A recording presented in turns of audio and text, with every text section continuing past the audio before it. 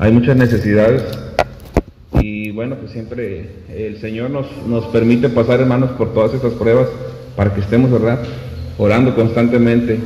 Yo creo que si todos analizamos nuestras vidas nos daremos cuenta que cuando estamos bien, no hay nada en nuestra vida que nos apure, no hay enfermedad, no hay escasez, no hay problemas, no hay nada que nos afecte y nosotros como que nos dormimos espiritualmente porque no tenemos la prioridad de orar.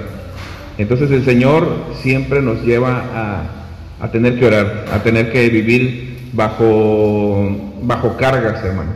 Ahorita vamos a hablar precisamente de eso, pero antes de entrar vamos a platicar un poco sobre el pueblo de Israel. El pueblo de Israel, hermanos, era cautivo en Egipto, y cuando ellos salieron de Egipto iban a la tierra prometida, pero pasaron 40 años caminando en el desierto. 40 años cuando pudieron, por ahí una vez leí sobre una persona que escribió que cómo es posible que Dios los haya hecho para tanto tiempo si estaba bien cerca, pero el proceso que Dios los quería llevar a ellos para que ellos fueran transformados en su mente. Nunca cambiaron, nunca entendieron el propósito de Dios para sus vidas y perecieron ahí en el desierto.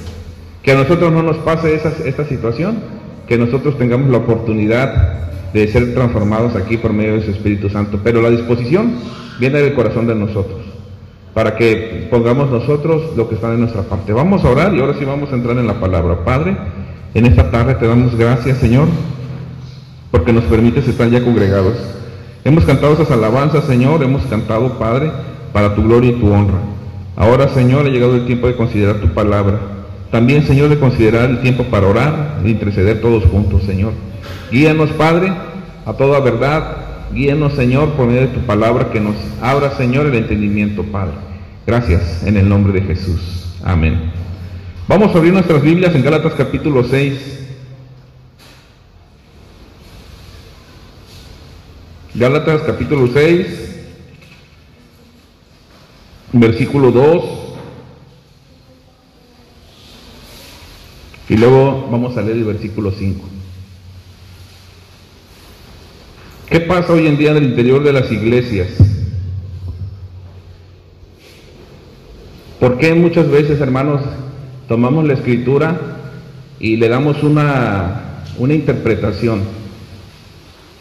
A veces nosotros cometemos errores espirituales o de lectura de la palabra por falta de tener un sistema en que podamos basarnos para estudiar la Biblia.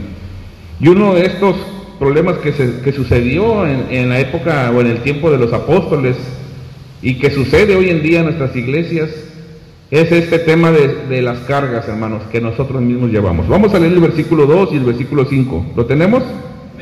Todos juntos el 2 y luego nos pasamos al 5. Dice: sobrellevad los unos las cargas de los otros y cumplid así la ley de Cristo. El 5, porque cada uno llevará su propia carga. Bien, aquí tenemos dos versículos que cuando los leemos como que pareciera que se contraponen uno con otro. Entonces, cuando lo leemos así, ¿verdad?, podemos entender como que por un lado la Biblia nos está diciendo sobrellevar las cargas los unos de los otros, o sea, apóyense mutuamente, y luego dice, pero cada uno llevará su propia carga. Bueno, a ver, ¿qué es lo que está diciendo la palabra? Desafortunadamente, existen personas, hermanos, que toman de manera aislada cada versículo. Cuando uno estudia la palabra, no debe uno de tomar versículos de manera aislada, uno tiene que tomarlo en su contexto. Además, quiero hablar acerca de que hay personas que se toman su vida como para pedir ayuda y ayuda y ayuda y ayuda, ¿sí? Entonces hacen una carrera de pedir ayuda. Cuando hacen esto es que hacen mal uso del entendimiento de Dios de sobrellevar las cargas los unos de los otros. Entonces, vamos a ver ahorita lo que Dios nos está diciendo acerca de sobrellevar las cargas los unos de los otros, porque no tenemos nosotros que caer en ciertos errores cuando leemos estas escrituras. Ahora, ¿qué significa sobrellevar las cargas? Primero hay que entender que la palabra de Dios, cuando habla de sobrellevar las cargas, habla acerca de un peso de importancia personal que cada uno tenemos que tener, o que cada uno lleva. Cada uno de nosotros tenemos responsabilidades Y son responsabilidades que son intransferibles. Hay cosas que no podemos transferir a otros. Por ejemplo, los que somos padres, yo no le puedo transferir la responsabilidad de mis hijos a nadie más. Aunque yo me divorciara de mi esposa y ella se casara con otro hombre, la responsabilidad sigue siendo mía. Esas responsabilidades son intransferibles. Tu vida espiritual es tu responsabilidad, es intransferible, no se lo puedes pasar a tu esposa, no puedes decir, bueno, yo voy a trabajar y ella va a ser la que vaya al templo. Esa parte de tu vida espiritual es tu responsabilidad, no la puedes transferir. No puedes transferir también el hecho de que seas un hombre del hogar o una mujer del hogar. No puedes transferir tus responsabilidades que tienes para con tu esposo.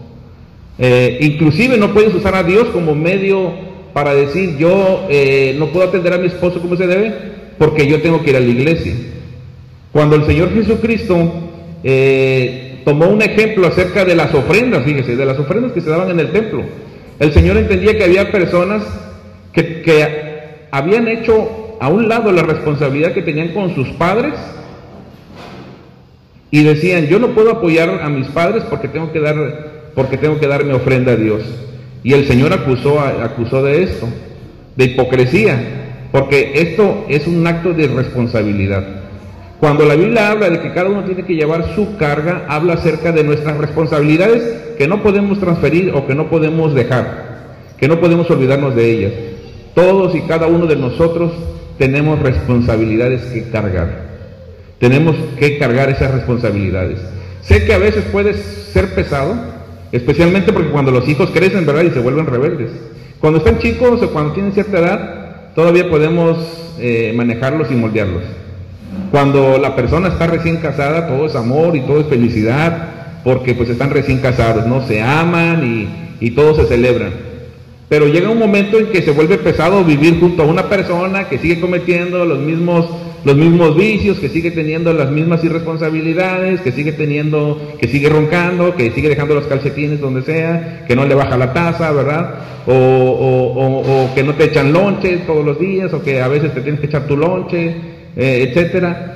Pero esas responsabilidades, hermanos, que con el día con día se va haciendo pesado, y hace que se rompa, o que se rompa algo en nuestro interior, pareciera como que se rompiera algo, porque imagínate, tú vives con esa responsabilidad, tienes que atender a ese hombre o a esa mujer que pareciera que nunca cambia.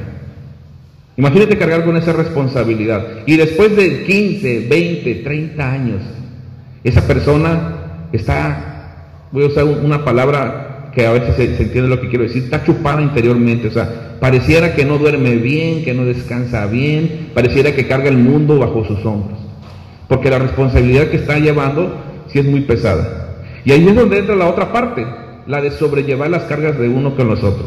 Pero tenemos nosotros que aprender a discernir las cargas que son de nosotros y que no podemos hacernos a un lado de ellas. Tú no puedes venir con tu pastor o con tu líder o con tu vecina o tu mamá o alguien más y querer sacarte la responsabilidad de tus hijos y ponérselos a ellos y decirle, pastor, es que yo ya no puedo con mi esposa, con mi esposo, yo ya no puedo, miren que me exigen, que esto, que aquello. Es tu responsabilidad. No puedes poner las cargas sobre los demás. Lo que te toca llevar a ti la tienes que llevar. Lo que te tienes que cargar la tienes que cargar. Pero nosotros en la parte que nos toca apoyar, tenemos que hacerlo.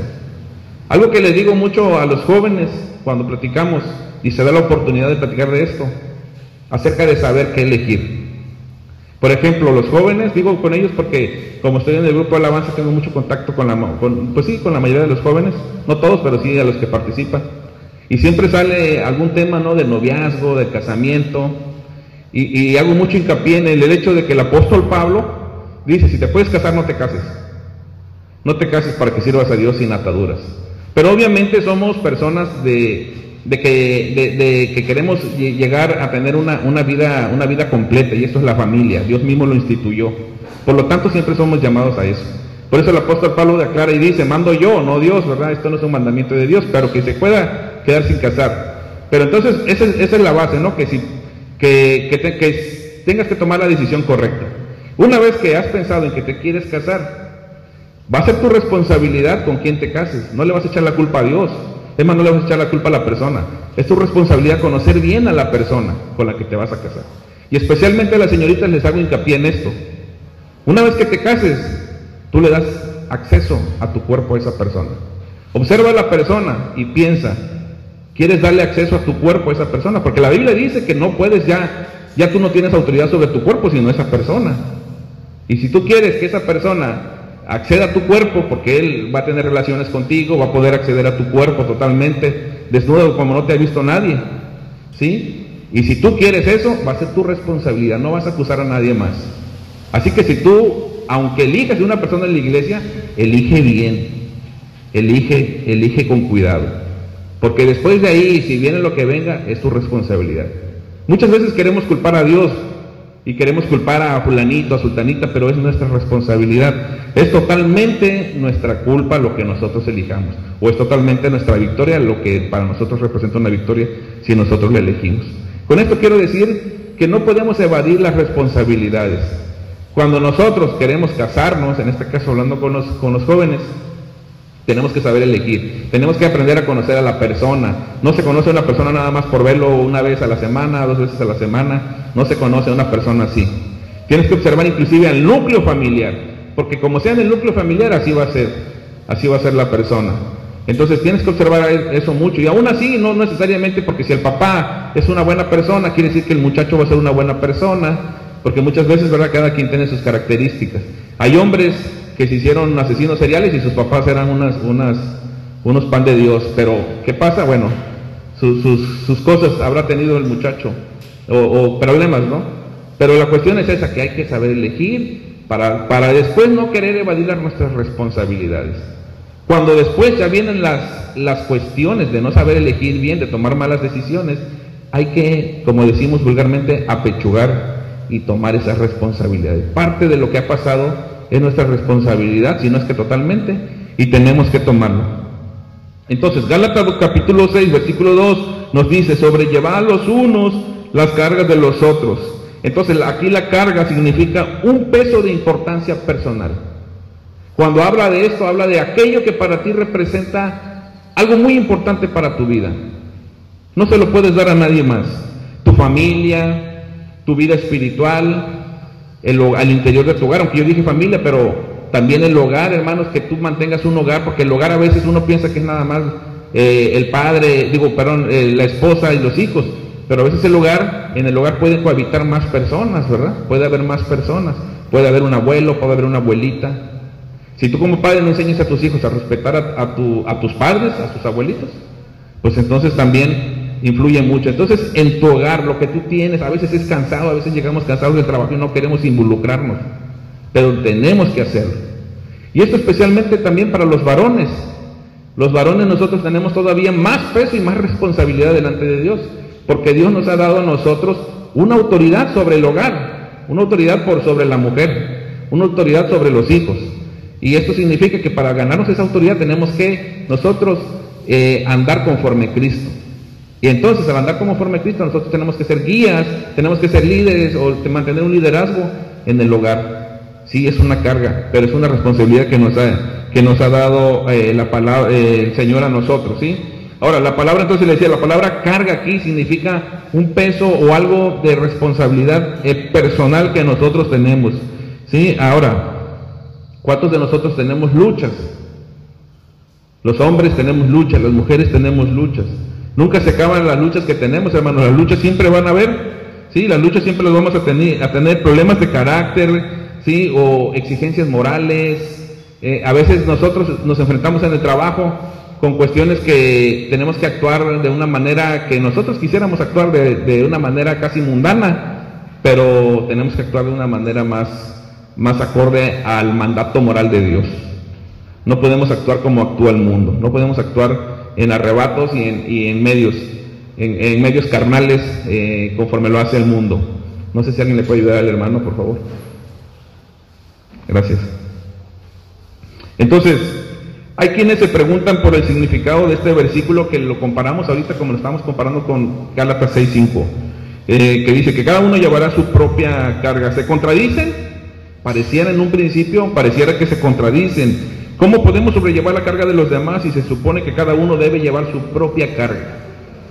¿Cómo se supone, hermano, que yo voy a llevar la carga de los demás y yo tengo que llevar mi propia carga? Ya es suficiente con lo que Dios me ha dado a mí como para todavía yo pensar en ayudar al pastor. Ya es suficiente con lo que Dios me ha dado a mí como yo preocuparme por el hermano Herminio, ¿verdad? Que el esposo de la hermana que está malito todavía del corazón. ¿Cómo voy a preocupar yo por la vida del hermano José Ángel y su hijo que chocó y todo, y yo no puedo con lo mío? A veces nosotros lo vemos de esa manera, ¿verdad? Porque nos encerramos en la mentalidad de que primero yo, después yo y al último yo. Pero no está peleado el que podamos nosotros mantener en nuestra mente que tenemos responsabilidades, pero que también tenemos en mente que tenemos que ayudar a los demás en sus cargas. Veamos un poco en Gálatas 6:5 que la palabra griega que se traduce como carga se escribe como si fuera en inglés, pero no es en inglés, la porción, pero portion, con una H después de la P. Portion, que es de porción. Significa que nosotros tenemos que tener esa parte, hermanos, de la carga, es una porción que nos toca a nosotros que tener, ¿sí? Cuando tú vas a comer y te enseñan a comer un especialista de la medicina que te enseña a comer, que se llaman, ¿cómo se llaman? Nutriólogos. El nutriólogo te enseña a comer por porciones, ¿verdad? Cuando uno no sabe, uno se apalanca de comida y no mide las porciones. Por eso uno después tiene sobrepeso, ¿no? Porque ni siquiera das tiempo a tu organismo que sepa que ya estás lleno. No, comes, y ya después sientes el sobrelleno y tráigame una calcerse, tráigame, para bajarle. Entonces, no medimos. Cuando comíamos, yo recuerdo que había un amigo que estaba más gordito que yo. En ese tiempo yo era delgadito, pero él estaba gordito. Entonces, dice que fue con un nutriólogo y le recomendaron comer por porciones. Entonces le dijeron, no, fui y a un lugar, porque no sé cómo estuvo la cosa, pero había un lugar que también no solamente les enseñaban a comer bien, sino que les daban de comer por lo menos una vez al día. Y dice que le sirvieron una tacita así, una cosita así de arroz. Y él dijo, no, yo con eso no me voy a llenar, ¿verdad? Pero obviamente venían más porciones. Y dijo, bueno, pues ya, esta es toda tu porción. Cómetela, primero cómetela, no pelees, primero cómetela. Y se la comió y se llenó. Dijo, ay, me llené. Y yo dije, pues, ¿qué pasó? Porque pues yo siempre, yo me como un plato de arroz, aparte de, no sé, la carne, frijoles y lo que sea que venga. Y mi queso y 2 huevos duros y no sé. Pero con lo que me dieron me llené, pero fue muy poco arroz. La comparación es que él se comía mucho arroz y esa vez le dieron lo que fue una porción muy pequeña para sus ojos. No sé, 150 gramos, vamos a decir. Dice, yo me llené con eso. ¿Por qué? Porque el nutriólogo sabía lo que su cuerpo necesitaba ya en base a estudios y todo lo que le hizo. Entonces, cada quien, uno de nosotros, tiene una porción. El Señor Jesucristo, cuando habla de capacidad, habla de que cada uno se nos ha dado una porción. O sea, cada uno tenemos una capacidad, una medida, ¿sí? Y esa medida, hermanos, el Señor no la sobrepasa. O sea, no pone cargas más de las que podamos soportar. Dice la Biblia, nuestra porción es la suficiente. La que Dios nos va a dar es la suficiente. Por eso cuando tú te sientas como que sobrepasado en tus cargas, no pienses que Dios te está ahorcando, ¿verdad? Porque dice un dicho que Dios aprieta pero no ahorca, o ¿cómo va? Algo así, ¿verdad? Dios, eso es un dicho, no viene en la Biblia, ¿verdad? No, que no. Bueno, Dios ahorca pero no aprieta. O sea, Dios nunca se va a pasar de lo que nosotros podamos soportar, ¿sí? Dicen que el ser humano tiene un umbral del dolor. Bueno, yo no sé si Dios lo maneja de ese modo, pero para tener una idea es como que Dios conociera que nosotros tenemos un umbral de nuestra capacidad y nunca se va a derramar. Dios nunca se va a pasar de eso. O sea que lo que tú estés viviendo y pasando en estos momentos, sepa lo que tú tienes la capacidad para sobrellevar eso. Aunque tú digas, ay Señor, ya soy tu mejor guerrero, suéltame, ya agarra a otro. Tú estás capacitado para llevar todas esas cargas que estás llevando en tu vida. Yo sé que suena difícil y que ahorita suena así como que lo que estamos viviendo, pues no, nadie más lo está viviendo como yo. Créeme, todo el mundo tenemos nuestros problemas y todos estamos cargando algo. Pero déjame decirte que tú puedes con esas cargas. No porque tú seas fuerte, no porque tú seas la mejor, es porque tú eres un diseño de Dios. Y con esto quiero decir que no pongo en ti la capacidad como que eres una superhumana o superhumano, sino que quiero que pienses en términos de que eres el diseño de Dios. Dios te ha diseñado a ti. no tú te has diseñado a ti mismo. Yo sé que el mundo enseña esto, ¿verdad? Y siempre va sobre el humanismo y quiere decirte, tú puedes, tú eres capaz y tú eres único y todo lo que tú quieras, pero eso va, esa ideología o esa enseñanza va muy en contra de lo que enseña la Biblia. La Biblia siempre va que somos unos inútiles, discúlpenme, la palabra suena feo, pero dice la Biblia, de lo menospreciado del mundo, de lo vil del mundo, de lo más feo, ¿verdad? De los que son los más ignorantes, de eso escogió Dios. Entonces, Dios siempre escoge de lo menospreciado ¿para qué? Para hacer valer su gloria. Dios siempre quiere glorificarse en todo. Y tú tienes la capacidad para que Dios se glorifique en ti. Todo lo que tú estés viviendo, tus cargas, tienes la capacidad para llevarlo. Dios nunca te va a poner cargas más allá de lo que tú no puedas resistir. Lo que tú necesitas en este momento es simplemente orar más por tu vida. No para que Dios te aumente la capacidad, Dios te ha dado ya tu porción, sino para que Dios te permita salir como el oro. Estás en este momento en el crisol. Estás en este momento en el horno de fuego.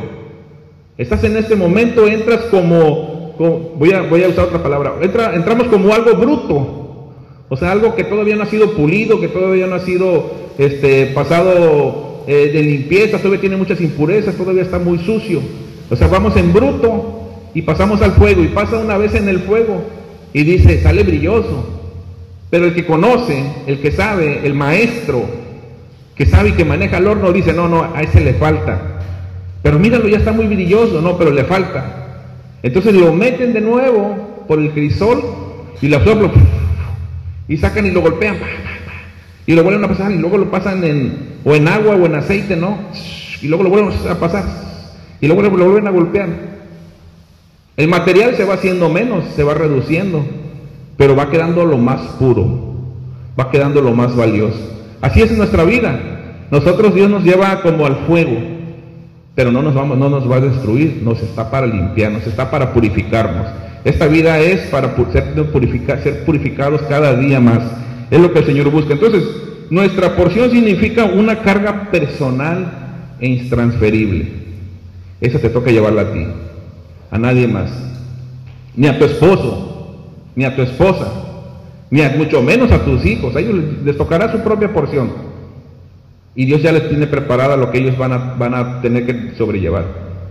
Pero tú, lo que tú tienes que llevar. Muchos padres a veces, hermanos, queremos más bien, ¿verdad? Ya que yo también soy padre, cuando nuestros hijos empiezan a fallarle a Dios, como que nosotros queremos cubrir su pecado, queremos nosotros sobrellevar esa responsabilidad que ellos llevan, o que ellos tienen que llevar, y queremos nosotros cubrirlo porque queremos cubrir las apariencias. Mire, puede cubrir todas las apariencias que quiera delante de los hombres, pero delante de Dios no hay nada que lo pueda cubrir, y la responsabilidad, cuando Dios llame, sobre esa responsabilidad va a ser sobre tus hijos, va a ser sobre tus nietos, va a ser sobre tu esposo o tu cónyuge. Ahí no puedes hacer nada. Entonces, hubo un hombre que era un profeta de Dios, que era un sacerdote, Elí, y él tenía 2 hijos, los 2 hijos servían en el templo, dice la palabra. Cada uno de ellos tenía una responsabilidad.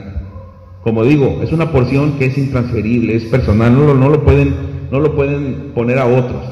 Pero a ellos empezaron a pecar, y a Elí se le hizo fácil no hacer nada. Y dice la Biblia que cuando sabes hacer lo bueno y no lo haces, es pecado. Elí hizo nada para quitar el pecado de sus hijos.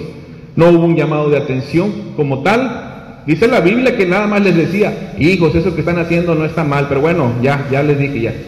Eso no es llamar la atención, ¿no? Eso no es llamar la atención.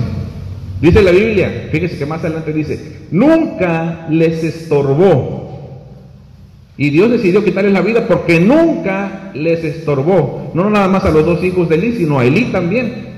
O sea, el juicio de Dios vino duro, porque obviamente la responsabilidad era de los hijos sobre lo que estaban haciendo como sacerdotes y las cosas que hacían en el templo, y la responsabilidad de Elí, que como sacerdote y padre nunca hizo nada por corregir la conducta de sus hijos. Cada quien tenía diferentes responsabilidades. A Elí se le hacía fácil hacerse el de la vista gorda o hacerse el ciego ante la situación que hacían sus hijos. Al cabo él era el líder, ¿verdad? Muchas veces vemos esto en algunos lugares, pero esto no significa que está bien, y que porque puedan pasar mucho tiempo así no significa que está bien. Ante los ojos de Dios es responsabilidad personal e intransferible. Entonces cada uno de nosotros tenemos estas obligaciones que no podemos dar a nadie más. Nosotros, hermanos, tenemos que tener mucho cuidado de no dejar que alguien más quiera cubrirnos sobre lo que tenemos que hacer. El hombre en el hogar no puede dejarle el trabajo de hombre a la mujer, ni la mujer puede dejarle el trabajo de hombre al hombre, el trabajo de mujer a la hija o al hombre. Cada quien tiene que tomar su responsabilidad en el hogar. Ahora, Dios nos ha dado a cada uno de nosotros responsabilidades sobre nuestra familia. Primera de Timoteo, voy a mencionar unas responsabilidades que cada uno que tenemos. Creo que cada quien podemos decir que tenemos estas responsabilidades, tanto hombres como mujeres. Primero, en nuestra familia, Primera de Timoteo 5:8. Primera de Timoteo 5:8.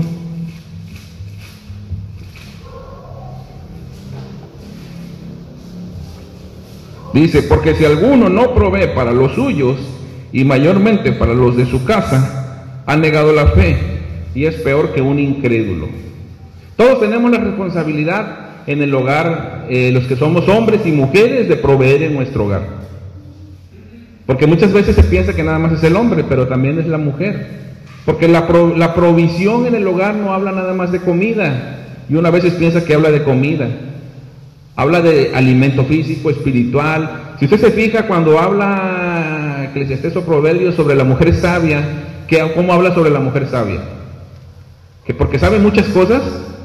No es sabia porque sabe muchas cosas, es sabia porque tiene la comida a su tiempo, le teje a sus hijos, le tiene ropa caliente para cuando venga el invierno, provee todo lo que es necesario para el día y para el día de mañana, y está atenta y va y hace negocio. Esa es la mujer sabia, es una mujer que trae provisión al hogar, y el hombre pues obviamente igual.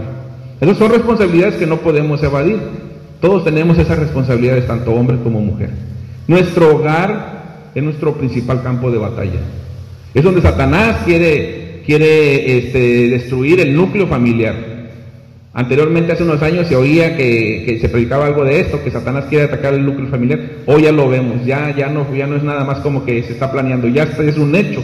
Se ataca hoy en día en muchos lugares, se enseña sobre el transexualismo, y se motiva a los niños que vean eso y que hagan eso, y vemos niños que ahora quieren hacer cambio de sexo cuando no saben ni siquiera si quieren ni siquiera saben qué quieren estudiar, y verdad ya les están inculcando esto. ¿Por qué? Porque se quiere destruir la familia. En muchas películas se enseña que los hombres son unos inútiles y que entonces no se necesita al varón, ¿sí? Entonces todas estas ideologías confluyen a un mismo punto, van hacia una misma misión todos, destruir el núcleo familiar. Pero ahí está nuestro principal campo de batalla, porque la iglesia siempre ha sobrevivido a los ataques de Satanás, los ataques sistemáticos que Satanás ha hecho a través del tiempo contra la iglesia ha sobrevivido. Y es donde nosotros, Dios va a despertar la llama en nuestras vidas, en nuestros corazones, para que nosotros mantengamos nuestro hogar. Ahora, la cosa está aquí. ¿Nosotros vamos a ser parte de ese campo de batalla o vamos a estar ajenos a eso? ¿Vamos a tomar nuestra responsabilidad o vamos a dejar que otro más lo haga? ¿Vamos a dejar que nuestros hijos crezcan y lamentablemente estén dando botes, tumbos, cayendo y subiéndose durante toda su vida porque les faltó un padre? No hablo de un padre que jugara con ellos nada más, sino que estuviera un padre enseñándoles el camino que deben de seguir. Y la mejor forma de enseñar es con el ejemplo. ¿Sí? Si nosotros que decimos a nuestros hijos, ve a la iglesia, pero nosotros no vamos, pues entonces ya de ahí estamos nosotros cometiendo un error. Nosotros tenemos que decirle, ve a la iglesia, pero ve porque yo voy delante de ti, ¿sí? Porque voy y te motivo a ir, porque voy y llevo una Biblia, porque voy y canto, porque voy y participo, porque voy y me involucro. Ese es el ejemplo que nosotros tenemos que darle a nuestros hijos en el hogar. Porque ya una vez que ellos crezcan, su propia porción les va a tocar, ¿verdad? Y hay cosas que tú ya no vas a poder hacer. Pero sí mucha responsabilidad tendrás sobre la forma en que tu hijo después o hija tome su vida más adelante. Porque a veces nosotros somos, con los hijos, hermanos, somos los más como Elí, somos los más somos muy duros con los hijos de otros, menos con los nuestros, ¿sí? O sea, siempre estamos, no, aquel, y le ponemos carga a los demás, pero al otro no. Y a mí me tocó cuando era joven, porque cuando yo era joven, pues quería ir al cine, me acuerdo, yo estaba aquí en la iglesia, usted no sepa, pero antes, pues no se podía ir al cine, ¿verdad? Porque pues era pecado. Entonces, cuando yo quise ir al cine, alguien me dijo aquí, no se puede porque es pecado. Ah, bueno, yo muy respetuoso dije, está bien. Pero después vi a sus hijos yendo al cine, y entonces le reclamé a la persona o sea, le dije, oiga, pues, ¿qué pasó? Y entonces la persona me dijo, bueno, es que ellos oran 2 horas. Ah, pues eso me hubiera dicho, ¿verdad? Pues yo también me hubiera puesto a orar 2 horas y me fuera al cine. Pero pues no se vale, ¿verdad? ¿Por qué? No, pero es que es eso. A veces ponemos carga sobre los demás y que nosotros no estamos dispuestos a llevar. Entonces, a veces queremos mandar sobre los demás, queremos enseñorearnos sobre los demás, ¿sí? Y ponerles carga que no nada que ver en la palabra. Entonces, la cuestión es esta, hermanos, no podemos nosotros evadir nuestras responsabilidades. En nuestro hogar tenemos que estar presentes, hombres y mujeres, tenemos que estar presentes. Y me acuerdo hace como un año el pastor predicó sobre los abuelos también. Fíjese que no me acuerdo si grabamos esa predicación, estuvo muy bueno, muy profundo, porque yo tenía la idea que nada más los padres, ¿verdad?, proveían para los hijos. Pero el pastor nos fue llevando de cómo los abuelos también, y digo esto porque creo que mucha de esta generación que cuando yo estaba aquí joven, que yo vine a los 14, 15 años, ¿sí? Ya son abuelos, ¿verdad? Ya son abuelas. Y ahora yo veo que tienen ya muchos nietos y tienen que cargar, ¿verdad?, con responsabilidades también, que no las pueden evadir, ¿sí? Aunque uno puede decir, son de los padres, sí, la mayoría de esas responsabilidades, pero hay cosas que también tienen que entrarle, ¿verdad? Y gracias a Dios porque hay de esas abuelas aquí, que sigan también teniendo esa porción que Dios les da. A lo mejor usted dice, yo ya quería pasar de eso porque yo ya estoy jubilada de ser madre. No, pero no de ser abuela o de ser abuelo. Les toca esa responsabilidad. Ahora, a lo mejor usted puede decir, bueno, a lo mejor lo que yo no pude hacer con mi hija en su momento, bueno, a lo mejor lo puede hacer con sus nietas, con sus nietos, ¿sí? En su momento lo que no pudo hacer, pues lo puede llevar ahorita, pero nuestra familia es prioridad. ¿Qué más tenemos? Nuestra iglesia. En nuestra iglesia, hoy en día se enseña que nosotros, que ya no es necesario congregarse. Yo soy cristiano, pero no soy de los que se congregan, porque Dios está en todo lugar. Bueno, sí, usan una verdad para justificar una mentira, ¿sí? O sea, usan que Dios está en todos lados, es verdad. Pero eso no significa que no podemos congregarnos, porque si te vas a la Biblia constantemente es el llamado, tanto en el Antiguo Testamento como en el Nuevo, acerca de congregarnos. Y una de las citas que más fehacientemente dicen esto es, no dejando de congregarnos como algunos tienen por costumbre, dice la palabra. ¿Sí? Entonces es muy importante que nuestras iglesias. Primero los Corintios 12, 18. Vamos a leerlo. El 12, 18 dice, ¿lo tienes? Dice, mas ahora Dios ha colocado en los miembros cada uno de ellos en el cuerpo como Él quiso. El Señor ha colocado en su iglesia, ha conformado un edificio. A veces la Biblia lo usa la analogía de un edificio, a veces usa como aquí el cuerpo, pero habla acerca, hermanos, de que en el cuerpo hay una coordinación. Y en el cuerpo no todos somos oídos, no todos somos orejas, ¿sí? Conformamos como este organismo. Usted sabe que aún en nuestro cuerpo cohabitan diferentes organismos que le dan vida, ¿verdad? Que los necesitamos. Por ejemplo, tenemos una flora intestinal, que no son más que serían, ¿cómo se les podría decir, Joaquín? Pues, lombrices. ¿O son diferentes? Bacterias y virus, ¿no? En la flora y fauna intestinal que tenemos. Sí, porque están las lombrices, pero esas no. La solitaria que está acompañada luego, ¿verdad? Que no está tan solitaria. Pero tenemos nosotros esa fauna, decía un amigo, la fauna que tengo ahí en la panza porque le da mucha hambre a cada rato. Pero no te puedes deshacer de ella porque es necesario, ¿verdad? La necesitas cuando hay personas que se limpian toda la fauna, pues después les traen graves problemas. Pero es importante, hermanos, que nuestro cuerpo esté sumamente coordinado, nuestro cuerpo. Imagínense que cuando tú pierdes movilidad en un brazo, como a mí, que ahora dejé de hacer ejercicio porque tengo yo pienso una lesión en el manguito rotador, que el famoso que, te duele. Entonces, cuando tienes un cuerpo que está dañado, pues no ejerces bien lo que tienes que hacer. Si quieres abrir la puerta y como yo, y así, estás todo dolorido. ¿Qué es lo que pasa? Que, bueno, te dañaste. Pero hay personas que nacen, ¿verdad?, con un cuerpo dañado. Hay personas que, por ejemplo, el pastor por una inyección se dañó y ya no camina bien. Pero Dios siempre busca la perfección. Cuando vemos ahí desde el Éxodo, Levíticos, Números y en Deuteronomio, el Señor siempre habla de los sacrificios que se iban a presentar. Los animalitos tenían que ser perfectos. Tenían que ser perfectos. Y el Señor no va a aceptar una iglesia imperfecta. No se aplica lo que nosotros tenemos en el ser humano, ¿verdad? Nosotros vemos a una persona que nace con discapacidades y obviamente lo aceptamos y lo amamos, ¿verdad? Pero en cuanto a términos espirituales, Dios siempre llama a la perfección, y no crea que va a aceptar una iglesia con una deformidad o con un problema. Dios va constituyendo una iglesia perfecta. Y aquí dice que ahora Dios ha colocado a los miembros, cada uno de ellos, en el cuerpo, aunque como Él quiso. Pero Dios nos ha incrustado en ese cuerpo, nos ha dado esa responsabilidad de estar ahí. Por mucho que tú digas, yo no soy como el hermano fulanito, yo no soy como la hermana fulanita, tú tienes una responsabilidad al interior de la iglesia y tienes que cumplir con esa responsabilidad. Tú no puedes delegar tu responsabilidad y decir, no, que lo haga otro, porque si tú estás ya aquí en la iglesia y tú estás siendo conformada en ese cuerpo, tú tienes que llevar a cabo la responsabilidad. Todos nosotros tenemos que ser copartícipes, unos con otros participar. El Señor Jesucristo dijo, oh Señor, yo ruego que sean uno como tú y yo, somos uno. Tenemos que ser una unidad, nosotros tenemos que ser uno solo, aunque cada uno es diferente y cada uno piensa diferente y cada uno tiene sus familias, sus responsabilidades personales. Al final todos confluimos a un solo lugar, como una sola unidad, que es la iglesia. Por lo tanto, tú y yo no podemos dejar de hacer nuestra responsabilidad ante la iglesia. No podemos dejar y decir que lo hagan los demás.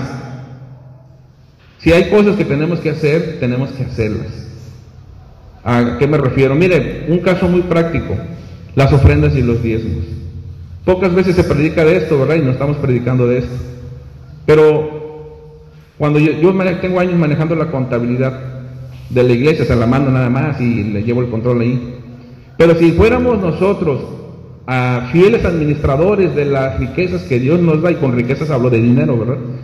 Con eso que Dios nos da, y fuéramos fieles en diezmar y en ofrendar, no hubiese necesidad de tener que pedir ofrendas aparte. No hubiese necesidad de que hay un botecito para... Fíjese, le voy a ser sincero, ¿verdad? A mí no me gusta ese del botecito que ponemos ahí. No me gusta porque pareciera que estamos pidiendo, ¿cómo se dice? Una monedita para Dios, para comprarle para la iglesia, una monedita para darle a la ofrenda a las hermanas, una monedita.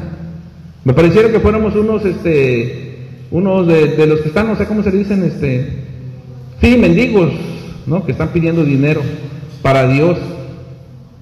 Cuando nosotros tenemos la responsabilidad de llevar a cabo, ¿verdad?, nuestro servicio a Dios. Como dijo David, no le daré a Dios nada que no me cueste. Porque David se había hecho rico, se había llegado a una grande riqueza. Dios lo había puesto y le había dado la promesa que iba a ser rey. Y le dijo, tú eres de la familia más pequeña, pero vas a ser de los más poderosos. Y se hizo tan rico, y él tenía su tesoro particular. Él, fíjese, sacaba su diezmo y todo lo que quedaba era para él, ¿verdad? Ya era para él. Él cumplía con la ley y decía, este es mi diezmo. Y eso decía, a mí no me duele porque eso es mi responsabilidad con Dios. Pero él, fíjese a dónde fue y dijo, pero yo no le voy a dar a Dios nada que no me cueste. En el sentido de que sí, yo ya aparté mi diezmo, pero cuando ya tengo lo que tengo, digo, no, esta no me lo toca a nadie. No, pues yo de ahí voy a sacar porque yo no le voy a dar a Dios nada que no me cueste. O sea, no solamente voy a dar mi diezmo y mi ofrenda, sino que voy a dar algo más. Porque que me cueste, que me duela, como decimos, ¿verdad? Se desprendía, porque desprenderse del dinero duele. ¿Qué más? Aparte del dinero, ¿de qué más podemos poner ejemplos de responsabilidades en la iglesia? Bueno, si tú vas a la palabra, dice la Biblia que la religión pura y sin mácula es esta: visitar a los enfermos, cuidar de las viudas, aunque para allá hay reglas, ¿verdad? No vayan a empezar las viudas, sí, yo, pues. Hay viudas que si tienen familia, que se ocupe la familia primeramente, dice, ¿verdad? Por eso hablamos de las cargas, porque muchas veces hay personas que toman lo que leíamos en Gálatas 6:2 para decir, hermano, sobrelleven mis cargas. Cuidado, ¿verdad? Porque hay personas que abusan de ese texto para que los cuiden. toda su vida. No, todos tenemos responsabilidades, y una cosa es sobrellevar las cargas y otra cosa es tenerlos ya como si fueran nuestros hijos. Pero la Biblia nos habla acerca de que tenemos responsabilidad en la iglesia, y parte de nuestra responsabilidad es visitar. Yo no he ido a visitar porque no me han puesto en la lista. Esa no es excusa. Nuestra responsabilidad al interior de la iglesia, hermanos, es que la iglesia se mantenga. El pastor está enfermo. Si él muriera en 1, 2, 3, 5 años o en un mes, nosotros tenemos que tomar la responsabilidad de la iglesia. Y con nosotros hablo de nosotros. No creo que estoy hablando del concilio. El hermano se refiere con nosotros al concilio. El hermano se refiere a la familia, o sea, a los que viven ahí. El hermano se refiere a los más viejos. No, nosotros, me refiero a nosotros, la iglesia. Nosotros somos la iglesia y nosotros tenemos que tener la responsabilidad. Algo que le enseño a los muchachos aquí arriba. Les digo, seguramente ustedes me ven porque ya me han visto por años cuidando las cosas de arriba. Pero ustedes son parte del grupo, y si un micrófono se rompe, no me va a afectar a mí. Nos va a afectar a todos, porque todos lo usamos. Y al rato todos queremos usar el micrófono y estar truene y truene. Les decía yo esto porque a veces nuestros hijos, los niños chiquitos, están aquí cuando todavía no usamos los inalámbricos, vienen y por agarrar, yo, y pum, se jalan de aquí, desde abajo. La maestra ni se da cuenta, entonces los empiezan a desprender. Y al rato ya estaban tronando todos los micrófonos. Se compraban nuevos, pero como pasaba eso. Pero les decía yo, cuidemos los aparatos, porque es que yo no toco la guitarra, la toca Irán, entonces pues es su responsabilidad. No, todos necesitamos ponernos en modo responsable en la iglesia. Si vemos una gotera, no es nada más de decir, a ver que la haga el fulanito o el concilio, a ver el concilio, ahí está, ya, y esa es tu responsabilidad. No, hay que procurar todos, hermanos, trabajar en conjunto como las hormiguitas, ¿verdad? La Biblia usa el ejemplo de las hormigas. ¿Qué más? Visitar a los enfermos, orar los unos por los otros. Cuán importante es que oremos los unos por los otros. Nos gusta mucho la convivencia, qué bueno, ¿verdad? Porque también es mandato de Dios. Pero tenemos que nosotros ser bien balanceados, hermano. Tenemos que ser bien balanceados. Así como debemos balancear nuestra comida natural para engordarnos o mal comer y obtener enfermedades, tenemos que balancear nuestra vida espiritual. No podemos cargarnos nada más en fiestas y fiestas agradables, ¿verdad?, entre nosotros, pero olvidar lo espiritual, o sea, orar. Tenemos que balancear nuestra vida. Y ojalá que así como pasamos 2 horas o 1 hora y media en un convivio, pasáramos tiempo orando los unos por los otros, fortaleciéndonos en lo espiritual, buscando esa llenura, buscando nosotros tener esa comunión con Dios, esa vivencia en ese toque con Dios. Pero no lo hacemos. ¿Por qué? Porque 5 minutos aguantamos orando y después ya nos paramos. Y le echamos la culpa a las rodillas, le echamos la culpa a las piernas, le echamos la culpa que no he dormido, le echamos la culpa a tantas cosas. Pero hermanos, es responsabilidad de nosotros al interior de la iglesia. Entonces, tenemos responsabilidad que no podemos nosotros deshacernos, a nuestra familia, en nuestra iglesia, y eso nos lleva a nosotros mismos, nuestra santidad personal. Nuestra santidad personal. Nadie más, aunque tú vengas a la iglesia, aunque tú vengas y digas, yo vengo y llego 15 minutos, pero estoy viniendo, y piensas que eso es suficiente. Tu santidad es responsabilidad tuya, es personal. Tú tienes que buscarla, porque dice la Biblia, ¿sí?, que dice que pone el ejemplo de aquellas vírgenes. Eran 10 y unas eran sensatas y unas eran insensatas. ¿De qué lado estamos nosotros? ¿Somos sensatos o somos insensatos? ¿Somos sensatas o somos insensatas? Fíjense lo que nos dice la Biblia en Primera de Pedro 15. Primera de Pedro 1, 15 y 16 dice: sino como aquel que os llamó es santo, sed también vosotros santos en toda vuestra manera de vivir, porque escrito está: sed santos porque yo soy santo.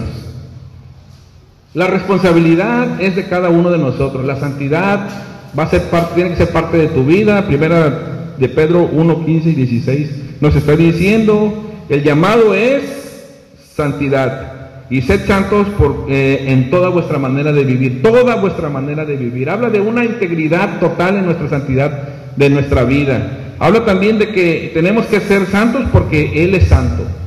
¿Sí? La santidad no se reinventa, hermanos. No voy a yo inventar mi propia santidad, porque muchas veces queremos nosotros hacer de la santidad algo personal, algo general. Me refiero a crearnos nosotros lo que es la santidad. La santidad no hay que reinventarla. Es como la rueda ya está inventada, ¿verdad? Hay ruedas que le hacen para que le ponen para la nieve, que le ponen para el asfalto, que le ponen para la arena, pero sigue siendo una rueda, técnicamente sigue siendo una rueda. La rueda no se reinventa. Bueno, lo mismo sucede con la santidad no se reinventa.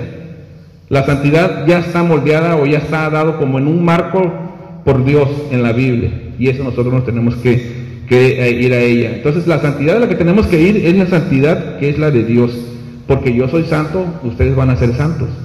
¿Y en cómo va esa santidad? Bueno, tenemos que meternos a leer mucho la Biblia, pero no es tema de hablar de la santidad, pero sí de decir que es nuestra responsabilidad. Yo no se lo puedo dar a nadie más.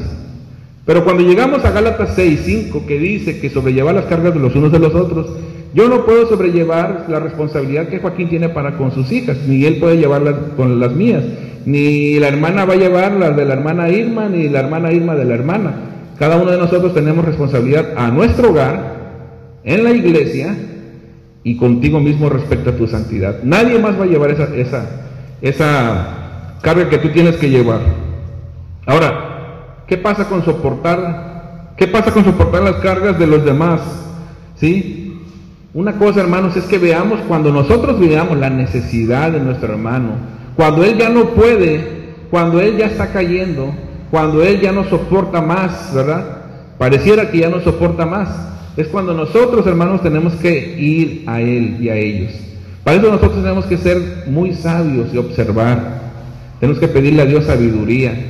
Porque muchas veces, miren, me he topado, y sucedió hace poco también, que a veces se prejuzga. Tenemos el problema de ser muy prejuiciosos. Una persona deja de venir y a veces nosotros ya estamos, no, seguro que anda en esto, no, seguro que aquello otro, ¿verdad? Porque tenemos ese siempre modo de querer prejuiciar a los demás. Pero cuando nosotros nos acercamos a esa persona, nos damos cuenta que hay una necesidad más de fondo, que hay una necesidad más profunda, y muchas de esas necesidades simplemente requieren acompañamiento, ¿sí? Requieren de una persona que esté a su lado, requieren de personas que sepan escuchar, que sepan ser compañerismo. ¿Sí? Eso es muy importante para nuestras vidas. Eso habla de la visitación. Cuando tú observas que alguien no ha venido, que alguien está faltando, que alguien está pasando o que simplemente no viene, muy probablemente lo que pasa es que está pasando por esa necesidad que él o ella no lo puede transferir, es de ella, pero tú puedes ir y ayudarle a sostener, porque es sobrellevar. No está hablando de que tú la vas a cargar su necesidad, pero le vas a ayudar a sobrellevar sus cargas. Mire que cuando Pedro ya se había ido el Señor Jesucristo, y Pedro no traía un peso en el bolsillo, ni un peso, ¿verdad? Pero Pedro tenía algo, tenía una vida espiritual. Pedro había sido el Pedro que había negado a Jesús, ya no quería nada, ¿verdad? Porque había negado a su maestro, imagínense, había negado a su maestro. Y Jesús iba con él caminando y le decía, Pedro, ¿me amas? Cuando Pedro, si nos hubiéramos ido un tiempo más para atrás, Pedro hubiera dicho, Señor, tú sabes que te amo. Llegó un momento cuando Jesús le dijo, todos vosotros me vas a negar esta noche, les dijo a los apóstoles. Y Pedro, Señor, todos te van a negar, menos yo. Mira, te va a negar Juan. Mira, te va a negar Mateo. Y mira, y empezó a señalar a todos. Todos te van a negar porque son unos débiles. Todos, yo ya los conozco, pero yo me conozco, yo no te voy a negar.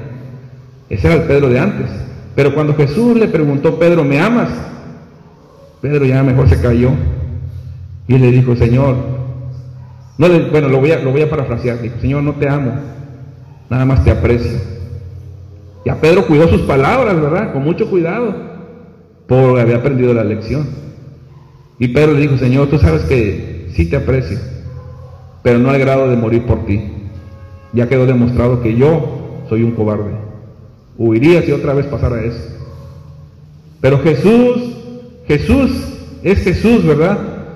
Es el maestro. Él conocía a sus discípulos. Pedro, ¿me amas, Pedro? Señor, te quiero nada más, Señor. Como le dice la muchacha al muchacho cuando se le declara al muchacho, ¿verdad? Te quiero como amigo. Ah, ya te clavaron la estaca en el corazón al muchacho, ¿verdad? Porque lo mandaron a la friendzone. Hacia Jesús, Pedro lo mandó a la friendzone ahí, ¿verdad? Señor, nada más te quiero, Señor. No te amo, no moriría por ti, Señor. Ya me di cuenta que no. Pedro, ¿me amas? Pero Pedro no aceptaba. Pero cuando vino el Espíritu Santo, el Señor Jesús le dijo, no se vayan del aposento alto hasta que venga el Espíritu Santo, hasta que venga la unción. Yo he rogado al Padre y os enviará un consolador, yo me voy. Mire que cuando Jesús estaba yendo, el maestro ese, ahí en el monte de los olivos, ahí estaban todos, nadie se separaba, ya no se veía Jesús, ya estaba oculto, y ahí estaban todos los pobres discípulos y apóstoles ahí, con el corazón en la mano, porque había resucitado, estaban contentos, y ahora se les iba, imagínense, se les iba el maestro. ¿Cuándo lo iban a volver a ver? Y estaban ahí como cuando ves al amor imposible, que una vez te visitó y ahora se va, así lo veían. Tuvo que venir un ángel, varones, ¿qué ven? Váyanse, vayan a cumplir la obra, porque Él vendrá un día, así como lo ven. Y Pedro se fue, y Pedro se puso a orar, y Pedro oró, y un día Pedro cambió. Ya no era aquel Pedro que temeroso le decía a Jesús, Señor, no sé si te amo. Ya no era tampoco Pedro el bravucón, ahora era un Pedro transformado. Pero todo fue por la oración. Esa actitud o eso que vivió Pedro no es muy diferente a lo que podemos vivir tú y yo, si buscamos de Dios. No creas que porque uno tiene más tiempo que otros, tú no puedes vivir eso. Todos los podemos vivir, porque todos somos hijos de Dios, y la relación que Dios quiere, lo quiere con todos y cada uno de nosotros. Solamente necesitamos tiempo. No hay nada más valioso para el hombre que el tiempo, más que el dinero es el tiempo. Yo volteo hacia atrás y digo, ya crecieron mis hijas, ya no van a volver a ser esa niña chiquita, ya se fue el tiempo, ¿verdad? Por mucho dinero que yo ganar ahorita no las puedo volver a ser chicas, ya se fue. Pero eso es lo que Dios necesitamos con Dios, tiempo, meterle tiempo a la oración. Cuando Pedro fue un día a orar, se topó con un hombre que ya lo había visto infinidad de veces, ahí un parapléjico o estaba en silla de ruedas, ¿cómo se le dice? Sí, no podía caminar, pero sí se movía de aquí para acá porque alzaba la mano para pedir dinero. Y ese día, como siempre, y aquel hombre siempre alzaba la mano, pero ese día fue diferente. Aquel día Pedro llegó y se detuvo. Tal vez Pedro había pasado muchas veces ahí y le decía al hombre, no, gracias, ¿verdad? Porque así le hacemos cuando nos quieren vender algo o nos ofrecen algo en la calle. No, gracias. Viene el cieguito, Señor, no, gracias. Señor, ¿me da una moneda? No, gracias, ahorita no, le decimos. Él nos está pidiendo, ¿verdad? Y nosotros diciendo, no, gracias. Pero Pedro ese día fue diferente. Lo vio y aquel hombre dijo, ay, parece que ahora sí me va a dar dinero. Y Pedro le dijo, no tengo oro ni plata. Le dijo, no tengo nada. Y aquel hombre dijo, pues ¿para qué? ¿Para qué te detienes? Pero le dijo, lo que tengo te doy. ¿Qué es lo que tenía Pedro? ¿El poder? Eso pensamos que tenía Pedro. Poder, ¿verdad? Porque como él lo que quería decir de lo que tengo es a Cristo. Eso es lo que tengo. Y eso es lo que te puedo dar. Y en un acto de algo que nunca Pedro había hecho, un acto de fe, agarró de la mano a aquel hombre y le dijo, ponte de pie. Y aquel hombre caminó. En nosotros, hermanos, cuando tenemos nosotros que ver hacia la iglesia, tenemos que vernos como Pedro. Porque muchas veces pensamos que la iglesia pues necesitamos darle dinero, ¿verdad? El pastor pues era un hombre que Dios le dio ese ministerio, porque él daba por aquí y Dios le volvía a suplir por acá, ¿verdad? Bueno, pero ya Jorge Chávez ya ya está ahorita en situación de retirado, ¿verdad? ¿Qué va a pasar ahora con la iglesia? Nosotros tenemos que ponernos de pie, como Pedro, y tenemos que ir con los hermanos. Hay enfermos, hay personas necesitadas, hay personas que están problemadas. Nosotros tenemos que ir como Pedro y decirles: no tengo oro ni plata, ¿verdad? Pero aquí tengo a Cristo y te vengo a acompañar. ¿Qué necesitas? Pues dinero no me pidas, porque estamos igual. Pero vamos a orar y vamos a orar. Dice la Biblia que el yugo se pudre a causa de la unción, no se pudre a causa del dinero. El yugo significa aquello que le ponían a los animalitos para que caminaran juntos, ¿verdad? Y no se movieran. Pero era también para ellos, era una atadura, era una cárcel, en un sentido de que no podían irse para allá, no tenían la voluntad para irse para acá, para allá. Estaban atados juntos con ese yugo pesado en el cuello, y que los obligaba a ir, y ellos tenían sed, no podían ir a tomar agua, tenían hambre, no podían ir a comer hasta que el que los llevaba se los despidiera. A veces así andamos, hermanos, con yugos en nuestras propias vidas. Pero ese yugo, hermanos, se va a podrir a causa de la unción. ¿Qué es la unción? La unción es la búsqueda constante de Dios en nuestras vidas. Si nosotros queremos sobrellevar las cargas los unos de los otros, tenemos que buscar a Dios con esa unción. Unción no es gritar, unción no es hablar en lenguas a cada rato y decir diferentes palabras en idiomas que no conocemos. Unción no es levantar las manos y temblar. Unción es doblar las rodillas y buscar a Dios constantemente. Esa es unción. Unción es que tú vas a tener la fortaleza espiritual de saber que lo que está pasando es para bien, y que si hoy se acabara el mundo, tú te vas contento porque vas a ver al Maestro. Eso es unción. Unción es ir, saber que está alguien enfermo y que tú vas a ir a orar por él, esperando que Dios haga un milagro o esperando que Dios se lo lleve, una de dos, ¿verdad? Pero algo va a hacer Dios. Y así te puede tomar un día, 2, 10, 15 días, tú vas a seguir orando, porque eso es lo que tienes para dar. Esa es nuestra responsabilidad diaria, hermanos. Vamos a culminarlo nada más para decir que cada uno de nosotros es responsable delante de Dios de algo más, de los dones y recursos que nos ha dado. No podemos nosotros culpar a los demás, ni podemos cambiar la responsabilidad, ni inventar excusas porque no cumplimos con las tareas que nos fueron asignadas. Cada uno de nosotros tenemos que llevarlas a cabo. Cada uno de nosotros tenemos esos dones. Si tú tienes y has identificado que Dios te ha puesto aquí, tú tienes algo para dar, algo para hacer y algo para continuar haciendo en la obra de Dios. No te mantengas fuera de no te mantengas al margen de eso que tienes que llevar. Tampoco, si veas la necesidad de tu hermano, no dudes en ayudarle, no dudes en que le vas a sostener en su momento de debilidad, porque tú a lo mejor en algún momento eres la persona débil, en algún momento es la persona necesitada. Entonces, siempre ve a los demás como que alguien que necesita de tu apoyo. Siempre ve a alguien que no lo veas nada más como que tiene la necesidad y que bueno, es lo que Dios le ha dado a él, sino que míralo como alguien que a lo mejor ya no puede con esa carga, que ya no puede con ella. Ve y acompáñalo. A veces no es nada más que un acompañamiento, a veces no es más que estar con él, leerle la palabra. No se trata de acusar tampoco, ¿verdad? Porque a veces queremos llegar y queremos arreglar todo, hermanos, queremos arreglar. Sucedió hace poco que ahí con el pastor, pues, llegó una hermana, ¿verdad? A lo mejor con la buena intención, pero empezó a dar órdenes, que por qué lo tienen así, que por qué no lo ponen acá, por qué esto, aquello, güey. Pues a veces la situación, ¿verdad? No se vive cuando se vive en carne propia, no se vive por uno mismo hasta que lo vive en carne propia, ¿verdad?